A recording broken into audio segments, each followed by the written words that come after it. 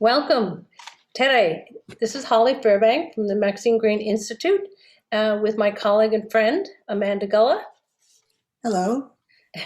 And we are taping here for you today on a Sunday afternoon to welcome you to the Maxine Green Institute and to tell you a little bit about what we do and how you can navigate our website, and also upon your request to talk about Maxine Green's work with aesthetic education and social imagination.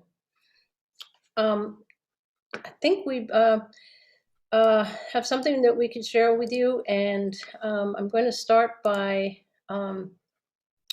inviting you to take a look at our website and what we say about the introduction to the work here. So I'm going to find here we go.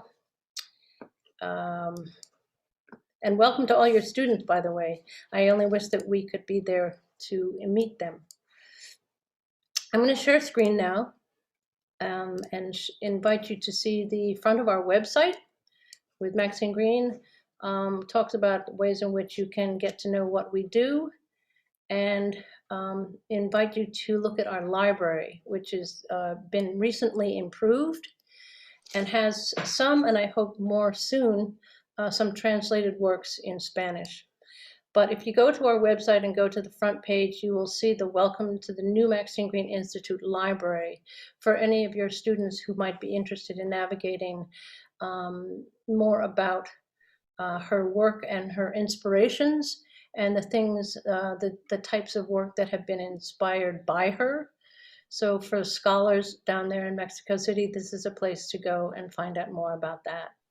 And I encourage you to look at some of our other options that we have available as something that we try to do every month, is to add new salon series in our upcoming events. So essentially, to introduce you to the Maxine Green Institute, this is our mission. The Maxine Green Institute promotes the philosophy of Maxine Green and the practice of aesthetic education and social imagination. And our vision, which we started putting together about 10 years ago now, when Maxine was still alive, to provide a community of activities and virtual space for dialogue, reflection among educators, teaching artists, scholars, students, and those interested in related philosophies and practices. The activities of the Institute are continually evolving as we become what she says, what we are not yet. We offer workshops, performances, seminars, and participate in relevant conferences to support the work of Dr. Maxine Green. Most recently, we're going to talk more about the international community, but first I want to bring Amanda into this conversation about what is aesthetic education for those of you who may be new to it or want to know more about it. We hope for this institute and this website to be a platform for you to just explore and find out more. In talking about aesthetic education, I go back, as you are already been assigned in the variations on a blue guitar, to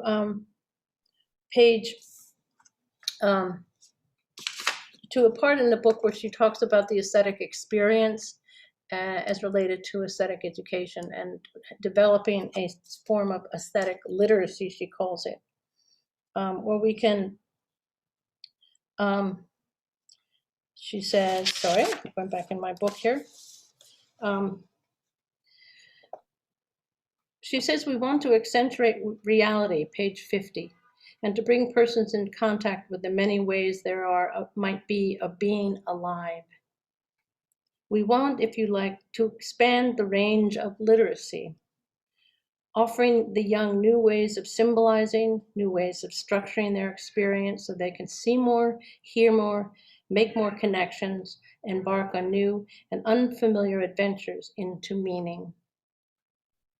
Yes, of course, we know that verbal and numerate literacy is required in cultures of ours. Many people are beginning to see the need for computer literacy and various kinds of technical literacy, political or even civic literacy. But in addition to these is aesthetic literacy, of an importance equal to that of the others, the power to perceive and to respond to aesthetic qualities, the capacity to attend to paintings, dance performances, musical pieces, to engage with them in such a fashion that they actually do emerge in experience in their fullness, vividness, and vitality. Amanda, do you want to pick up on that idea of aesthetic education and perhaps how it would lead into what she called social imagination? Oh, absolutely. So there's a quote of Maxine's that I'm very moved by and inspired by, and it was from a video she did for Teachers College, I believe it was, when she was talking about social imagination. And what she said was that she wanted people to be moved by art, not just to think or feel, but to hold somebody's hand and act. And the idea that through prolonged engagements with work of art, not just quick exposure, but developing relationships with works of art, one of the things that happens is that it deepens empathy and exposes people to ideas and kinds of people that they would not have met otherwise. So there's a quote in Blue Guitar on page 54 where she says, "My point is that if the painting or the dance performance or the play is to exist as an aesthetic object or event for you, it has to be attended to in a particular way. You have to be fully present to it. To focus your attention on it. And again, to allow it to exist apart from your everydayness and your practical concerns. I do not mean that you, as a living person with your biography, your own history, have to absent yourself. No, you have to be there in your personhood, encountering the work much in the way you encounter other persons. The proper way to encounter another person is to be open to them, to be ready to see new dimensions, new facets of the other, to recognize the possibility of some fresh perception or understanding, so you may know the other better, appreciate that person more variously. This is actually how we ordinarily treat each other as persons. We do not treat each other as case histories or instances of some psychological or sociological reality. No, that is impersonal counters. Nor do we come up against each other as if the other were merely an inanimate object, incapable of reciprocation. There are analogs between this and encounters with works of art, especially in the readiness for fresh illumination, in the willingness to see something, to risk something unexpected and new. So she's really talking about how encounters with works of art really can change the way we perceive everything, including people that we interact with. Mm-hmm, mm-hmm. Yeah, that's on page 54, you said? Yes. Oh, wow. Going back for a second to a quote that we have on our website, just to share with you for one moment. She talks about precisely what you were saying, Amanda. We have also our social imagination, the capacity to invent visions of what should be and what might be in our deficit society, on the streets where we live, in our schools. As I write of social imagination, I am reminded of Jean-Paul Sartre's declaration that it is on the day that we can conceive of a different state of affairs, that a new light falls on our troubles and our suffering, and that we decide that these are unbearable. So I think, I think with what Paulo Freire says, that if the people could see the work, their lives as being different, they'll be moved to change. As you said, or reach out to others to help them to change for a better life, for a better world. Yeah, So that's sorry. I was just going to say that hearing that Sartre quote immediately made me think of Freire and people being able to imagine different lives for themselves. Mm-hmm.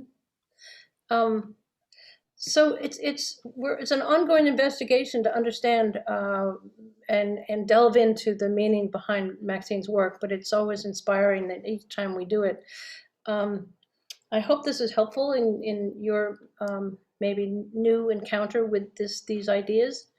Now I wanted to take on, just to tell you a little bit about what our international community is beginning to evolve into, and this being one of our first partnerships with Mexico and Tere's Imase. This is a statement that we recently wrote, which may help you to understand a little bit about where we're planning to go with this work. So let's see if I can find that.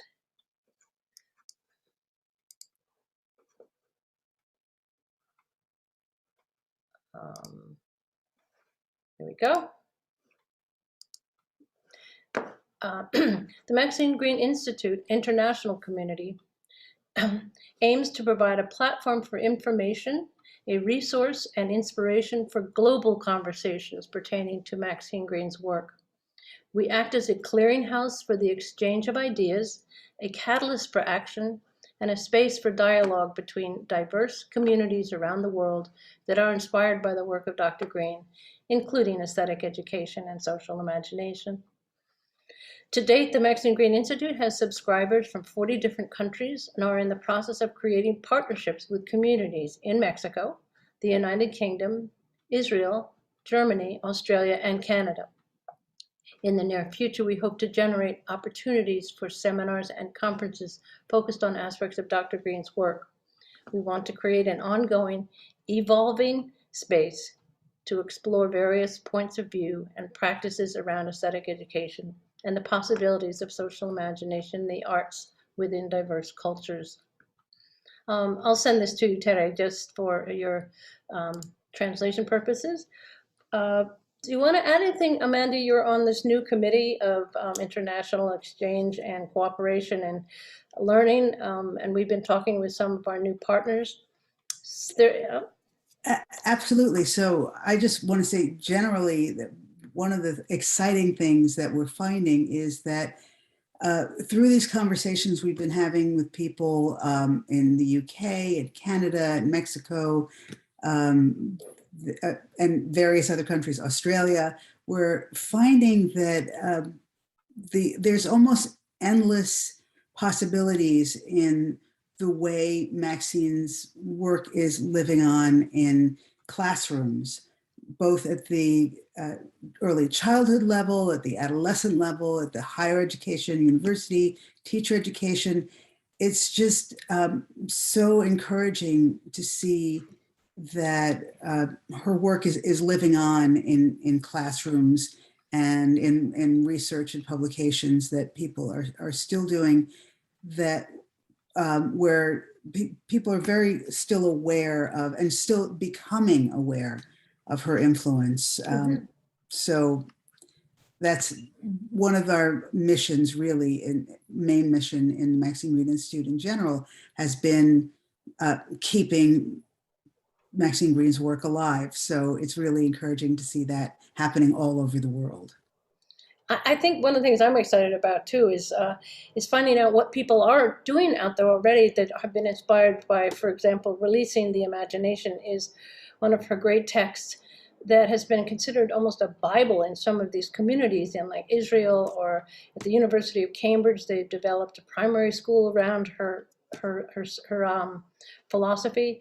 These things that we weren't even aware of. So there are pockets of Maxine Green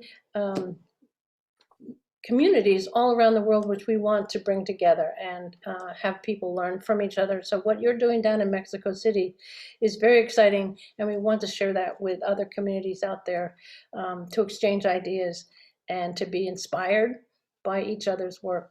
So thank you again. Thank you, Amanda, for joining me as we talk to Tere and her students. And we really, really look forward to ongoing seminars and conversations and new ways of interpreting and translating for each other as we investigate Maxine's work.